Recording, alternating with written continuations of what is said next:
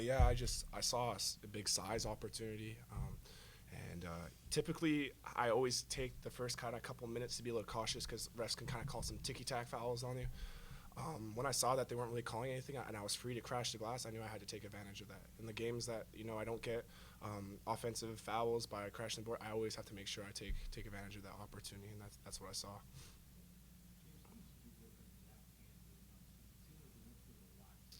I'm a lefty. No, I'm joking. I'm joking. I'm joking. I'm joking. No, that's been a big crucial part of my game since growing up. I was always taught, you have to be practically ambidextrous when it comes to basketball, being able to be versatile with both right and left. There's some games that I'll score more with my left. There's some games I'll score more with my right. So it always keeps defenders guessing. So that's definitely a big factor. And yeah, so I didn't work on any extra, just the same amount.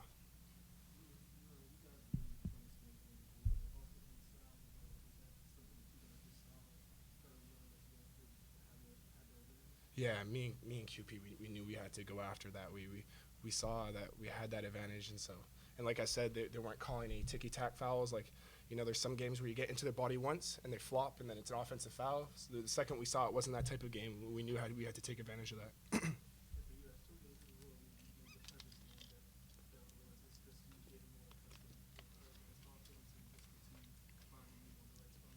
I think it's a little bit of both. I think confidence is a big part of basketball. So once you kind of get going, it's a little bit easier for you to go into the next game. But I also think new team, new coach. I have played with DeMarr last year, but it's just getting a little bit into the flow of things. Getting confident with each other. Knowing what passes not to pass and what passes to pass. Like what guys like to do. I'm also learning these guys too. I might see them on a back door or something because I know that's what they want to do. So. It's just playing with each other, gain more experience. James, when's the last time you had a double-double in the first half? And how do you keep other guys? I had a double-double in the first half? Yeah. I think that's a first for me, but what was the second part of that question? Yeah, I think it's just big part is just taking care of my body, making sure that I stay healthy, stay energized. I think another big part is just, like I said, reading the game is a big part of it. When I see there's opportunities to attack the glass like that, just keep attacking and keep getting those rebounds.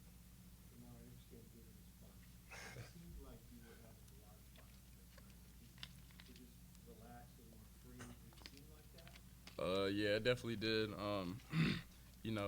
My roommate is actually sick right now, and he's like the most energetic guy that we know on the team. And we knew we had to, make up for that energy. So we came out and knew it was an ACC game, knew it was a big game, knew we needed this momentum going forward, and, we just took care of business.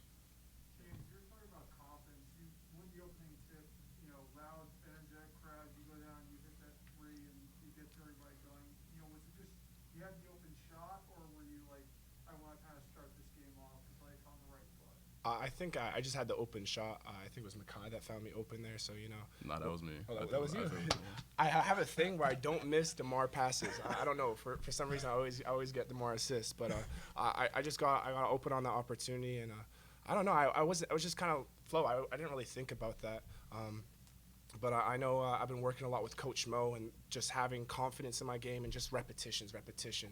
That's something that we're really working just so you're constantly in that groove and you don't kind of fall out of it. So. Last year you would have had 11 turnovers in the first half. What is the ball security? In practice, everybody, steps in, takes charges. I know I had a lot of offensive fouls last year. That was one of the main things I tried to, adjust to coming into this season. Especially this guy in practice. I'll take a charge. I go to the hoop, and he's standing right there. So I either got to shoot a floater or pull up nowadays. And, I had to switch up my game, for the better of the team and, to keep myself safe as well. So, that that's mid-range too really helped too. Yeah. Yes, sir. Mid-range.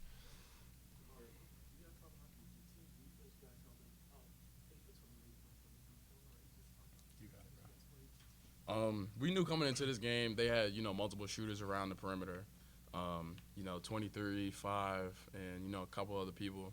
We knew that was one of the main ways that they was going to score.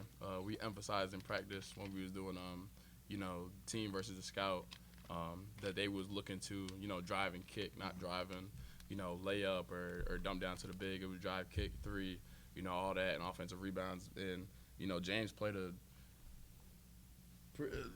Big role in that, rebounding category. 13 rebounds. We got to help him out down there.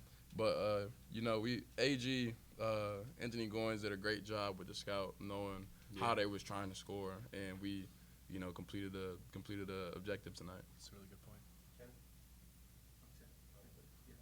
For either of you, can you speak on like the fan turnout and like you guys are vibing out at home and what do you have to say about it? We love it. Yeah, it was great. They really brought a lot of energy to us. When we get a stop and you hear the fans, you kind of get, Shout a boost of your name energy. out. I think that's what happened to us at URI too. When we would get a turnover or a mistake, and you hear the fans, that kind of, it doesn't bring you down, but it brings the other team's confidence up. And they really help out a lot. And we hope to see more of them, throughout the year, throughout the season, and everything. And they just make it a lot more friendly of an atmosphere. I think sometimes, basketball, especially when things are going down, it can get a little stressful. Yeah. Just having our fans behind our back really just kind of uplift things, allow us to really have fun out there. Yes, yeah, sir. definitely not friendly. We got some good fans. Thanks, guys. Appreciate Yes, you guys. sir. Appreciate you guys. Good night. Yes, sir. You too.